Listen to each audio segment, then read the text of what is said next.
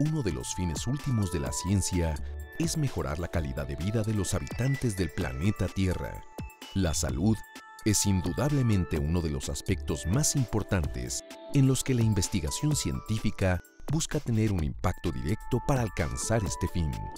La medicina regenerativa es uno de los campos en los que actualmente se concentran grandes esfuerzos de investigación debido a la importancia de sus objetivos: la curación de enfermedades sin tratamiento, la regeneración de tejidos dañados por la vejez o por un traumatismo, la creación de órganos para trasplante o la solución a trastornos genéticos. En particular, el uso de células madre o troncales ha demostrado su gran potencial en este campo de la investigación médica. Las células madre son células no especializadas que tienen la asombrosa capacidad de convertirse en muchos tipos de células diferentes. Al servir como una especie de sistema de reparación para el cuerpo, pueden dividirse potencialmente sin límite para reponer otras células que se hayan dañado. Científicos del Centro de Investigación y de Estudios Avanzados del Instituto Politécnico Nacional han desarrollado exitosamente proyectos con células madre que antes parecían ciencia ficción, como el tejido epidérmico, capaz de regenerar la piel de forma rápida y con poco dolor tras la presencia de una lesión, o las terapias regenerativas en el ojo sin necesidad de trasplantes y los tratamientos contra cataratas o ceguera por diabetes. En el caso de la enfermedad de Parkinson, el Simvastatin trabaja en una cura basada en la neurogénesis, un proceso que involucra la generación de nuevas neuronas a partir de células madre para incrementar la actividad relacionada con la dopamina en el cerebro. La dopamina es un transmisor que desempeña una función crítica en el funcionamiento del cerebro y está muy relacionado con el miedo, la angustia y el placer. Su exceso conduce a la esquizofrenia y su escasez desarrolla el mal del Parkinson. En un futuro próximo, la investigación de las células madre podría revolucionar la manera de tratar muchos otros padecimientos graves como son las lesiones vasculares cerebrales, la diabetes, enfermedades cardíacas e incluso la parálisis. En esta y otras investigaciones de vanguardia en materia de salud, la ciencia seguirá su compromiso con la solución de problemas fundamentales para el ser humano. Bienvenidos a Canal 11. Mi nombre es Eugenio Friccione Garduño. Soy investigador en el Centro de Investigación y Estudios Avanzados del Politécnico y he sido invitado a conducir una emisión más de encuentros, educación, ciencia y cultura desde el Politécnico. En este programa hablaremos de la investigación de vanguardia para la salud.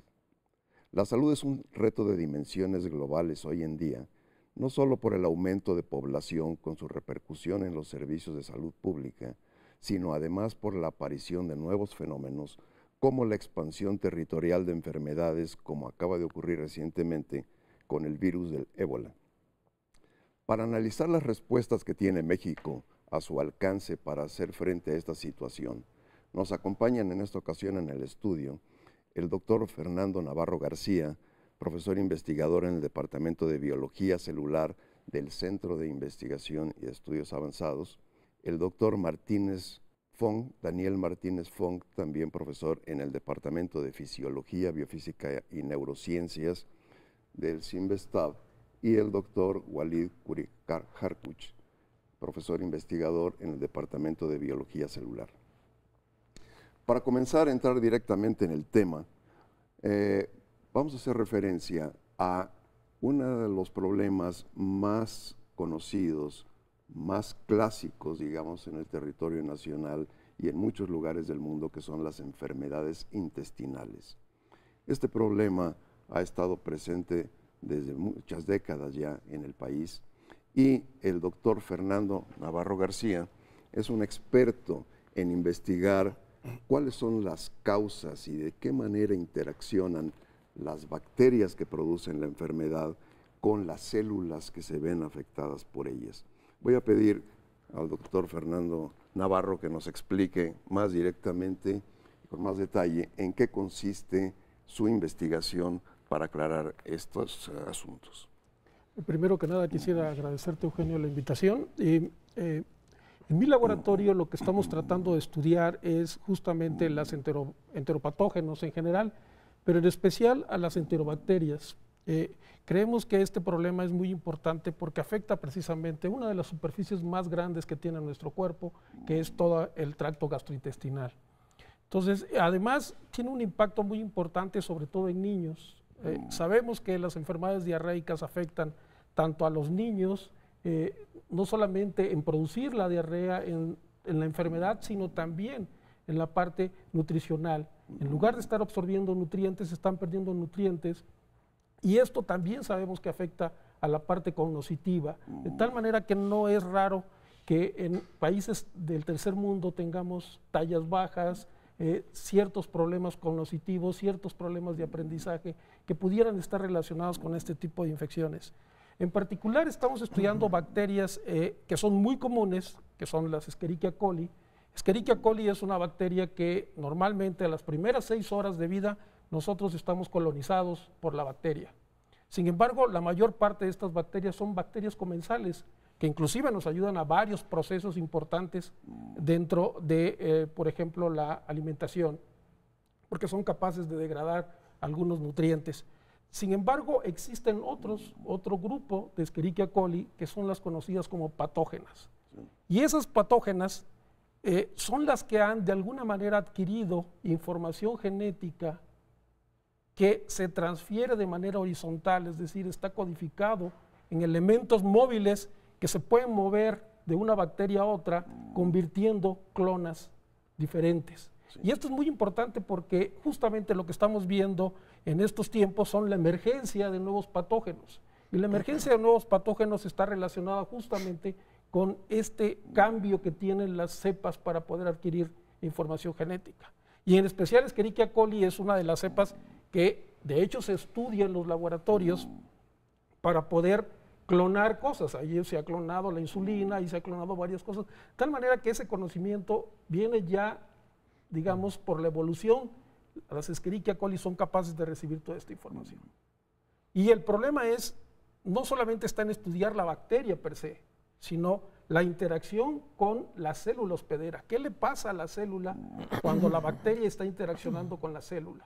Se ha acuñado el término microbiología celular para referirse justamente a esta interacción, porque la microbiología celular pretende ser un puente entre la biología celular y la microbiología. De tal manera que gente pueda fusionar estos dos conocimientos y entender qué está pasando cuando una bacteria está interaccionando con la célula, si está inyectando factores, porque hay bacterias que tienen sistemas que son casi agujas hipodérmicas que pueden inyectar cosas a las células. O también las conocidas y clásicas toxinas que son liberadas y recibidas por ciertas moléculas que están dentro de las células, que se les conoce como receptores, a los cuales entonces pueden entrar las toxinas y causar todo este desarreglo, digamos, de las células. Entonces es un tema muy prioritario, porque la epidemiología, ¿cómo anda? Así muy brevemente en el país. La epidemiología, como ustedes saben, todo lo que tenga que ver con enfermedades infecciosas es muy alto, sobre todo en el interior del país es muy alta la prevalencia. Existen diferentes clonas que están catalogadas y entonces podemos encontrar que en unas partes del país existen más de un tipo, porque hay una variedad de Escherichia coli, son varios que se les conocen como patotipos y entonces predominan en algunos sitios y en algunos otros, algunas de ellas. Muy bien, gracias Fernando. Para introducir el segundo tema, un segundo frente de investigación en salud, el doctor Daniel Martínez Fong nos va a comentar de qué manera se puede manipular directamente a los genes para regenerar células, por ejemplo, del sistema nervioso y tratar de hacer frente de esta manera a enfermedades como el Parkinson. Daniel, por favor, ¿nos puedes explicar? Sí, primero muchas gracias por darme la oportunidad de exponer muy brevemente el trabajo que está haciendo el grupo de nanomedicina del CIMBESTAF. El grupo de la nanomedicina consiste en utilizar genes de interés terapéuticos, introducirlos de manera certera, dirigida a poblaciones celulares muy específicas, en este caso aquellas células que son afectadas en la enfermedad de Parkinson, y luego hacerlos que se regeneren. Más que definir la enfermedad de Parkinson, yo voy a poner dos ejemplos que todo el mundo conoce de enfermedad de Parkinson. Uno es el Papa Juan Pablo II, perdón, y el otro es el boxeador, exboxeador Mohamed Ali. Entonces, ustedes viendo los síntomas y los signos de estos personajes se dan cuenta de lo que es la enfermedad de Parkinson. Muy brevemente, son trastornos en los movimientos, son movimientos lentos, una cara rígida, rigidez de los músculos, trastornos del equilibrio, y todo esto repercute en una mala calidad de vida. Y esto se debe a que hay un grupo muy especializado de neuronas, que se llaman neuronas dopaminérgicas, que son las que sintetizan la dopamina, y se encuentran en un área muy especial del cerebro que se llama mesencéfalo. No voy a entrar en mucho detalle en eso. Y estas neuronas inervan muchos núcleos, o sea, mandan terminales nerviosas a varios núcleos del sistema nervioso central que están involucrados en el control del movimiento y también están involucrados en funciones superiores. Entonces, esta enfermedad es gradual, se empieza a presentar alrededor de los 50 a los 65 años y empieza a progresar de manera lenta, que eso le da tiempo a ejercer algún tratamiento. Pero hay una enfermedad, un grado de enfermedad más grave que se empieza a presentar a los 75 años de edad, y eso es lo que más abunda ahora en el mundo.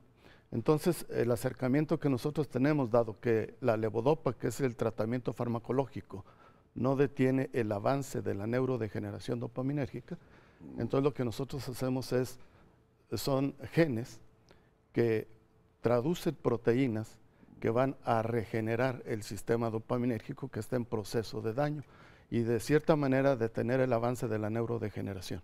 Bien, muchas gracias, Daniel. El tercer tema es un tema con muchísimo potencial para el futuro, que tiene que ver con células troncales, células que no se han diferenciado todavía en ningún tejido particular, y el experto que tenemos en esta ocasión en México para eso es el doctor Walid Khoury, que nos va a explicar en qué consiste estas células para luego tratar cuáles podrían ser las aplicaciones, ¿no? ¿En qué consisten las células troncales? Gracias, Eugenio, y gracias por la invitación nuevamente. Antes que nada, primero quiero definir lo siguiente, vamos a hablar un poco de células troncales, que el público en general las conoce como células madre, pero yo recomendaría, y lo que se ha hecho es que la acepción en español del concepto de stem cells, que se conoce en inglés, es realmente células troncales y no células madre. Estas tienen una gran importancia y primero déjenme decirles lo que nos interesa ahorita en el laboratorio y luego lo voy a ligar un poco con lo de células troncales. En el laboratorio lo que nos interesa ahora es estudiar el fenómeno que se conoce como adipogénesis, es decir, cómo se forman las células adiposas que conforman el tejido adiposo en mamíferos. Y esto es importante porque una de las grandes enfermedades actuales en México y en el mundo es la obesidad, que lleva a lo que se conoce también como síndrome metabólico, que son una serie de alteraciones cardiovasculares, de resistencia a insulina, de varias cosas. Y la obesidad, como ustedes saben, en México, por ejemplo, tenemos un 65% aproximadamente de la población que sufre de exceso de peso u obesidad y tiene muchos factores, no solamente la ingesta excesiva de alimentos.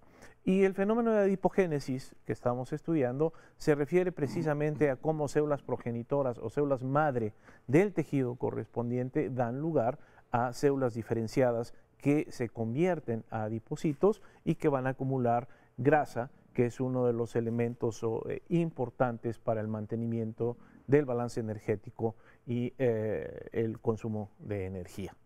Muy bien. Muchas gracias, Walid. De nada. Vamos a un corte en este momento y regresamos en un instante.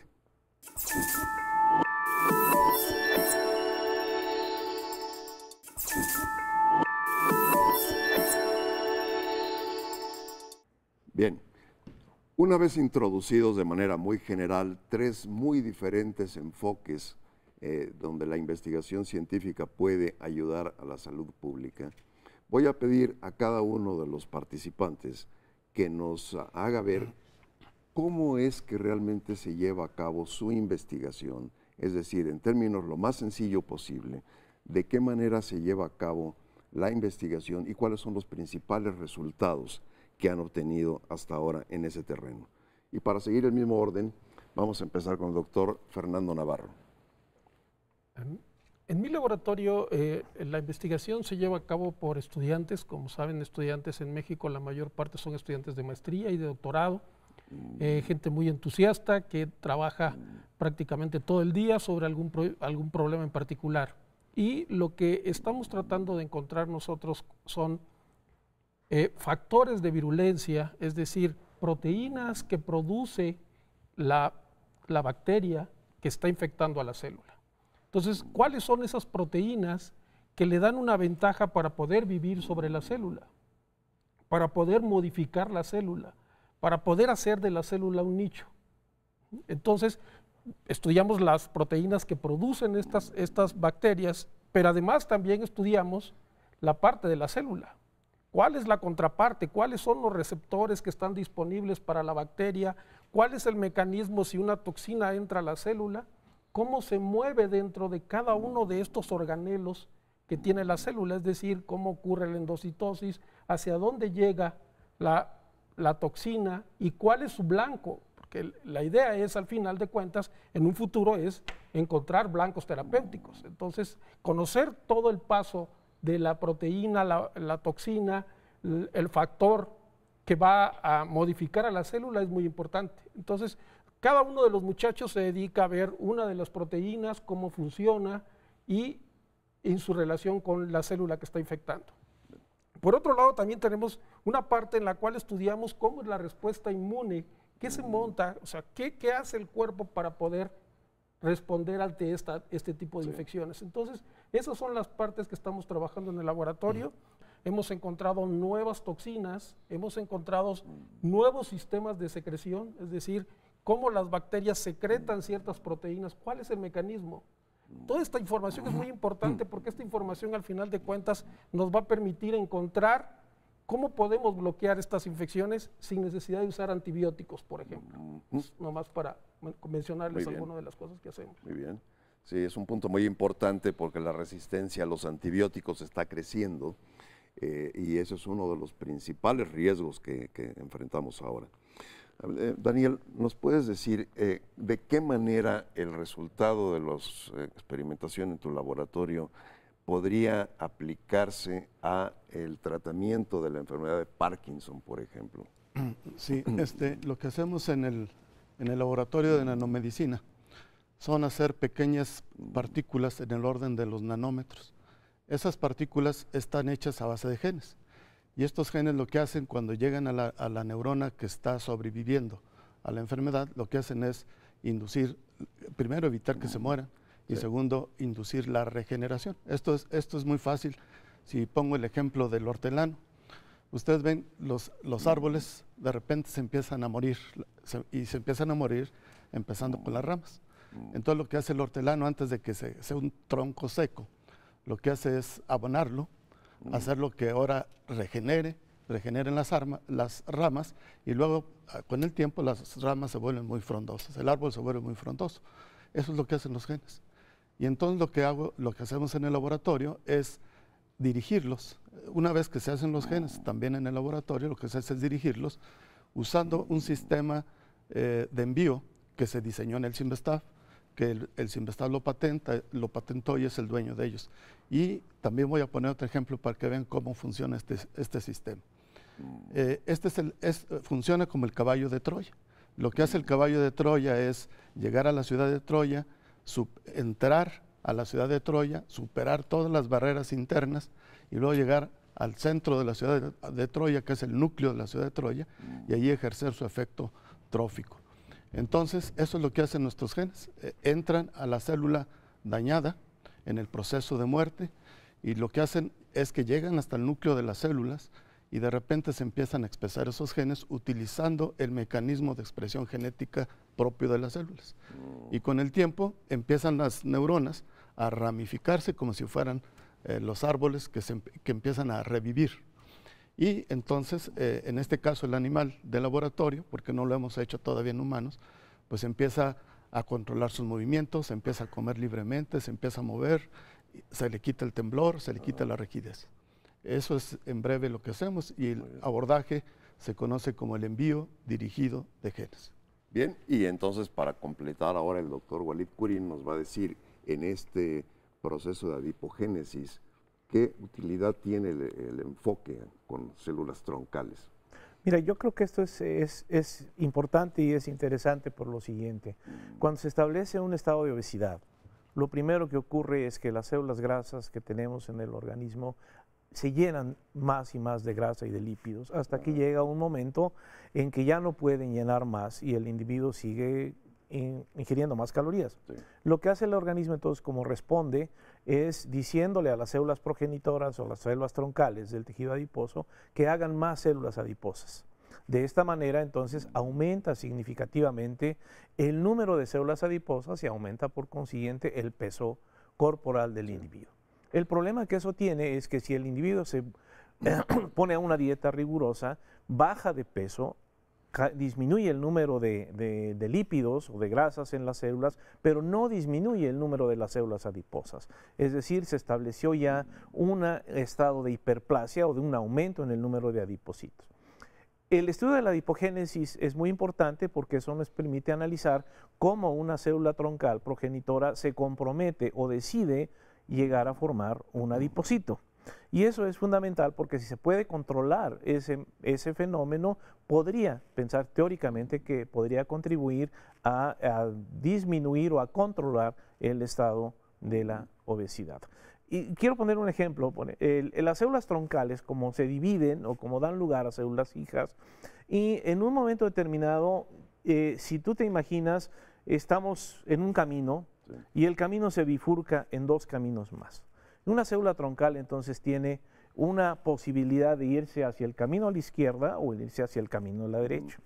Si decide irse hacia el camino de la derecha, decimos que ya se restringió o se comprometió y ya no puede regresar para ir otra vez al otro camino de la izquierda, en condiciones normales. Entonces, por eso este fenómeno de este compromiso hacia el camino de la derecha, vamos a decir, hacia célula grasa, se vuelve muy importante de conocer. Y hay muchísimo trabajo en el mundo y en nuestro laboratorio sobre cuáles son los factores que controlan esta decisión de las células troncales o progenitoras que dan lugar a las células adiposas. Entonces, la causa del tan temido rebote después de las dietas es que precisamente la persona ya generó las células adipogénicas y entonces simplemente cuando hay una ingesta de calorías se gana nuevamente el peso.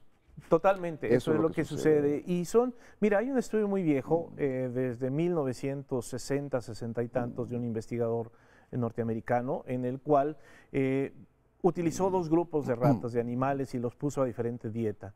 Un grupo que ya vamos a llamarle control, los puso a una dieta normal, lo que comen los animales de laboratorio, que es una dieta bien balanceada, etcétera, y a otro lo puso, le dio de alimentación, comida que consumimos los humanos, como helados, hamburguesas, todo este tipo de comida que no es muy nutritiva, vamos a llamarle, que no tiene una buena calidad. Lo que encontró es que los animales cambiaron totalmente su comportamiento, los que estaban sometidos a esta dieta de comida chatarra, vamos a llamarle, y subieron mucho de peso. Mientras que los controles no lo hicieron y siguieron comiendo lo normal. Los que fueron tratados con la dieta chatarra comieron mucho más. Sí. Luego cambia los grupos y lo que encuentra es que los animales que comieron comida chatarra bajaron de peso, pero al medir otra vez el número de células se encontró que estas no cambiaban. Y si les volvía a dar un aumento en la ingesta de caloría, fácilmente subían de peso, que eso es lo que puede estar sucediendo ya con la especie humana. Bien. Yo tengo una pregunta para el doctor Kurin. La hacemos en un momentito cuando regresemos de una pausa en unos minutitos.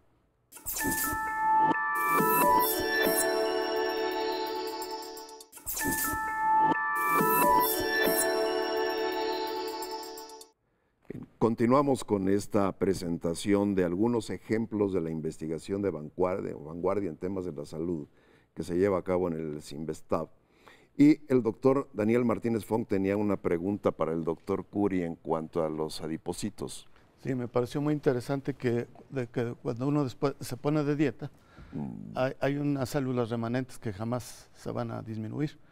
¿hay alguna forma para bajar esas células, el número de esas células? Creo No. que No, definitivamente no la hay, a menos que recurras a lo que se conoce ahora como una cirugía de tipo lipectomía, que te quitan tejido adiposo. Pero en condiciones naturales o por medicamentos, hasta la fecha no existe una forma de bajar este número de células adiposas aumentadas en el organismo.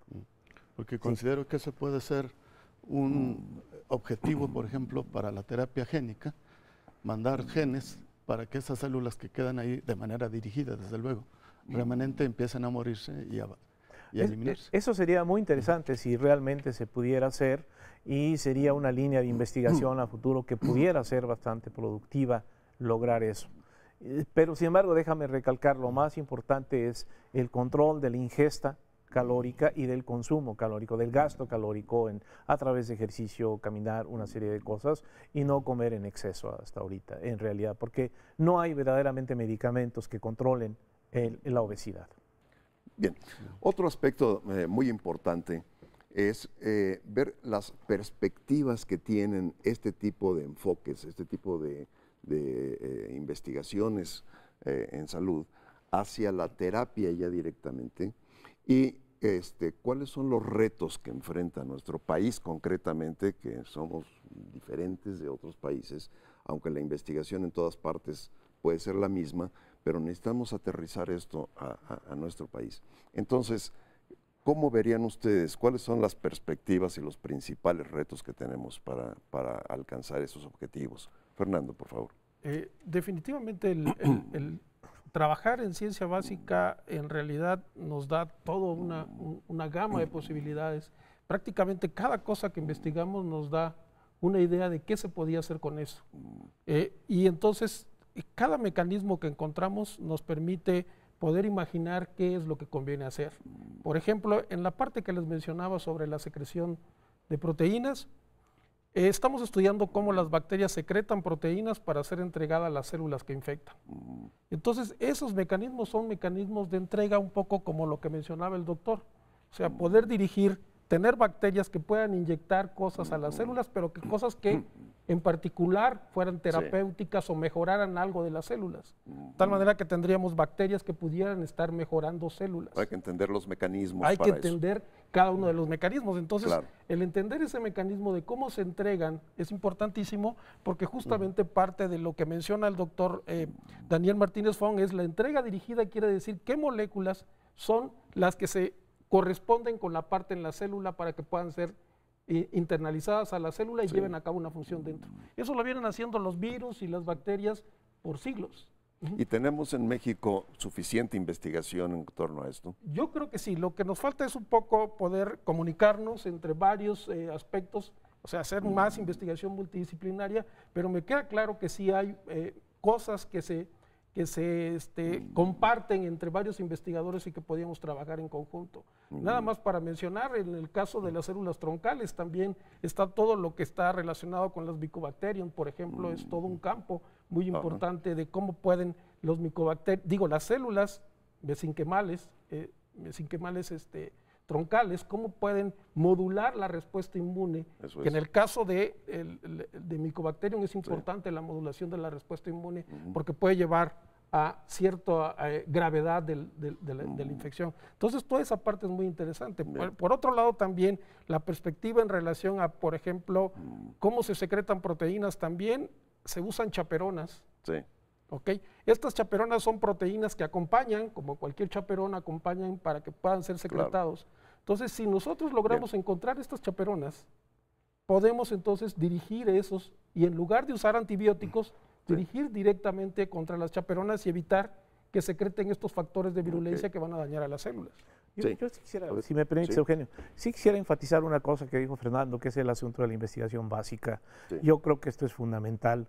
Se ha hablado mucho en estos tiempos de hacer innovación, investigación aplicada, etcétera, lo cual es muy importante, nadie niega su importancia, pero lo que debemos tener muy claro es que realmente la investigación básica es el fundamento de cualquier tipo de innovación que se haga de manera importante o de manera radical. Y en México sí nos hacen falta más y más grupos para hacer investigación básica conformados con estudiantes de maestría, doctorado e inclusive con lo que llamamos postdoctorales, que son ya científicos jóvenes más avanzados que los estudiantes de doctorado. Pero necesitamos también condiciones favorables para que esos nuevos grupos puedan instalarse.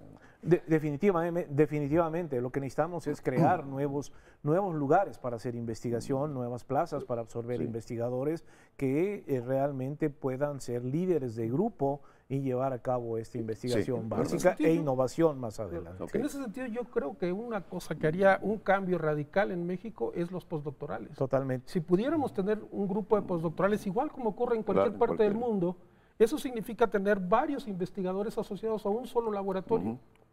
Esos harían grupos muy fuertes, que en realidad eso es la parte que nos falta.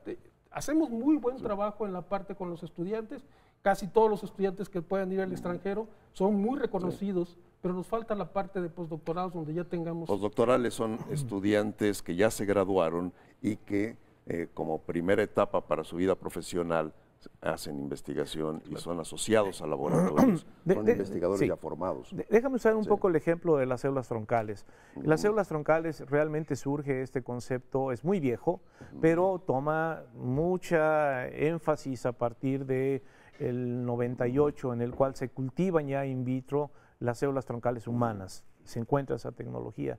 El campo creció de manera extraordinaria porque se vio que podrían tener un enorme potencial terapéutico a futuro y se ha hecho mucha investigación a ese respecto. Sin embargo, la parte básica fundamental todavía no se conoce y es muy prematuro que se esté tratando de llevar a la terapia muchos tipos de células troncales que hasta la fecha todavía no se ha probado su eficacia y la seguridad de utilizarlas. Y en México está ocurriendo un problema muy grave en que hay una serie de clínicas llamadas que hacen trasplante o inyección de células troncales, y esto es fundamental saberlo, de que no hay todavía datos claros de que las células troncales, al ser trasplantadas, realmente tengan un efecto terapéutico importante. Oye, pero eso nos lleva otra vez a lo mismo. O sea, necesitamos reforzar la investigación básica para poder tener las bases y entonces sí ya empezar a ver cuáles serían los posibles tratamientos. Y lo estamos haciendo al revés.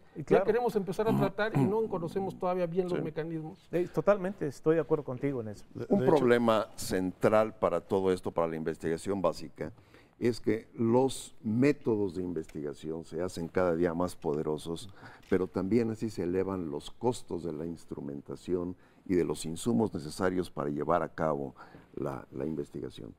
¿Cómo analizarían ustedes el problema del financiamiento de la ciencia básica en México en el terreno de la salud? Yo que Daniel, Daniel tiene ganas de hablar ahorita. Bueno, primero yo estoy de acuerdo con lo que ustedes están diciendo. La ciencia básica es la que va a resolver los problemas aplicados. Entonces, retomando el ejemplo del doctor Navarro, pues precisamente el trabajo que se hace en el grupo de nanomedicina se basó en el estudio básico de los virus, del mecanismo de infección de los virus. Lo único que hacemos nosotros es imitar la transferencia que hacen los virus, la infección que hacen los virus, pero no usamos virus. Nada más usamos células, usamos proteínas o elementos muy pequeños, moleculares, que son los que hacen el trabajo que debería ser un virus. Pero estoy de acuerdo con lo que ustedes dicen, el peligro de usar cosas que todavía no están bien probadas, básicamente, que no se sabe la bioseguridad de ellos. Y por el otro lado, lo que se requiere pues, es el aporte económico, que ahorita ha sido muy escaso y creo que cada vez va a ser más escaso. Pero porque este tipo de trabajo se requiere mucho dinero, ya se llegó a una etapa donde para la parte aplicada no nada más se requiere el aporte de dinero que da el CONACYT o dan otras agencias, sino que ya se requiere que haya agencias de transferencia de lo que se hace, por ejemplo, en el CIMBESTAF, para que de ahí se vuelva a recuperar la inversión y se pueda utilizar en hacer nueva investigación básica, reforzar la investigación básica y hacer investigación de innovación también. Sí. Un problema es la percepción que tiene de esto el sector privado, porque en otros países del primer mundo el sector privado invierte en investigación básica y en México no observamos eso. ¿Qué podemos decir en cuanto a esta situación? ¿Por qué el inversionista mexicano se resiste a invertir en un terreno que le podría ser muy redituable? Yo creo que hay varios factores involucrados, especialmente si analizamos o comparamos nuestra situación con la situación de los países avanzados que ya tienen una industria biotecnológica bien fundamentada, como ha sido con los Estados Unidos. El sistema de financiamiento en México no está bien diseñado, por un lado, para que se pueda invertir en etapas muy tempranas de proyectos y se pueda obtener después un retorno. Capital semilla. Capital semilla, o lo que se llama en Estados Unidos Venture Capital. Eso es una cosa importante y eso tendría que modificar. Otra más es el asunto de que en muchas de las instituciones públicas los investigadores somos servidores públicos y no podemos, caemos en conflicto de intereses si tratamos de crear una empresa de base tecnológica con nuestra tecnología. Afortunadamente, en este sentido, en la Cámara, especialmente la Comisión de Ciencia y Tecnología de la Cámara de Diputados, está trabajando en este sentido para tratar de modificar este conflicto de intereses y que las instituciones públicas y los investigadores puedan formar lo que se llama empresas de base tecnológica y puedan participar en ellas de diversas maneras en conjunto con los inversionistas. Y hay otros factores que también son importantes en este sentido, y lo que también creo yo que está faltando un poco es la comunicación entre investigadores y sector privado para poder, para poder entender las tecnologías que hay, las posibilidades que hay y poder llegar a la formación de empresas de base tecnológica, ¿no? Fernando, el gobierno mexicano ha ofrecido un aumento significativo en el presupuesto destinado a la investigación. ¿Tú ves que las políticas que se requerirían para hacer ese incremento redituable están bien estructuradas o es un trabajo por hacer? Yo creo que es un trabajo por hacer.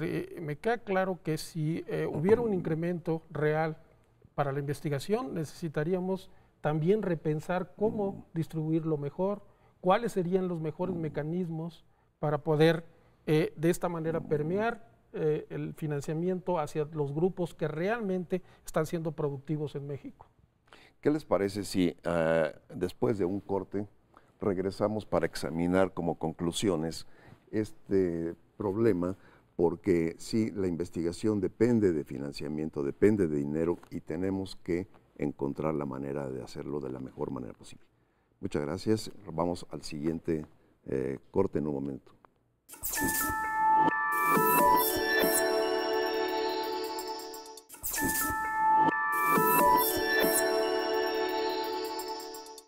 Bien, llegamos así al momento de las conclusiones acerca de estos ejemplos de investigación básica para la salud. Y estábamos precisamente conversando acerca de qué es lo que está haciendo México y qué pudiera hacer en este sentido para favorecer las capacidades de tal manera que estemos mejor preparados para enfrentar los problemas de salud que se van a avecinar, se van a venir sobre nosotros a muy corto plazo. Entonces, Fernando, ¿tú qué pensarías que serían las recomendaciones que se podrían hacer o de qué manera podríamos estructurar mejor la investigación con los recursos que hay?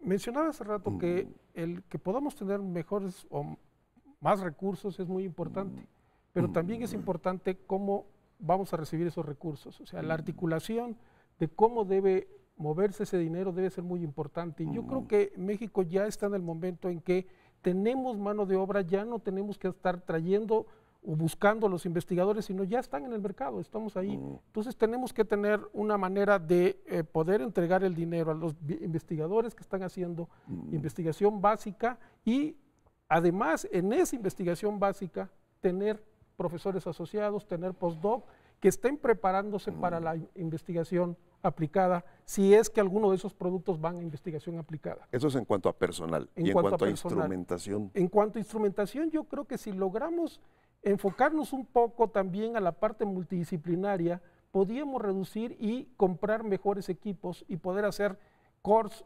núcleos donde puedan estar equipo potente que pueda ayudar desde varias disciplinas a resolver problemas, porque sabemos que los problemas son multifactoriales, ¿no? Entonces, si logramos hacer de este tipo de investigación multidisciplinaria, seguramente podemos también ayudarnos en la parte de mejor uso de los recursos. Sí, hemos hablado acerca del CONACYT, que desde luego es el principal órgano para la distribución del presupuesto, para ciencia y tecnología en general. Pero yo les preguntaría, ¿cuál es la participación de la Secretaría de Salud en esto? ¿Ustedes han tenido contacto, acceso, hay algún tipo de colaboración con la Secretaría de Salud? Bueno, en mi caso no, porque todavía no hemos llegado hasta esa etapa. Considero que ya estamos en ese momento. Ya se terminó la investigación básica, hemos demostrado básicamente que no hay efectos secundarios nocivos con el acercamiento en el animal de experimentación. Entonces lo que sigue ahora es encontrar los permisos de COFEPRIS, en este caso de la Secretaría de Salud y Asistencia, y más adelante del FDA en Estados Unidos. Entonces ahí es donde el CIMBESTAB, a través de su agencia de comercialización del conocimiento CIMBESTAB, es donde ya le toca participar en ese proceso. Tienen que vender, transferir o licenciar todas las, no nada más este trabajo, sino todos los trabajos que se tienen en el CIMBESTAB. Okay. Y esa es una de las formas que ya dije en el bloque anterior, de fuentes de financiamiento propias. Okay. Walid, tú tienes mucha experiencia en la transferencia tecnológica, precisamente en el área biomédica, no solamente aquí en México, sino en el extranjero. ¿Qué nos puedes decir al respecto? ¿Cuál sería tu mensaje? Mira, yo creo, primero hay que insistir en que la investigación básica es importante, es algo que no se debe descuidar y que se debe seguir invirtiendo fuertemente más de lo que se está invirtiendo actualmente. Después podríamos dar cifras, pero ahorita no lo quiero hacer porque estamos en lo general.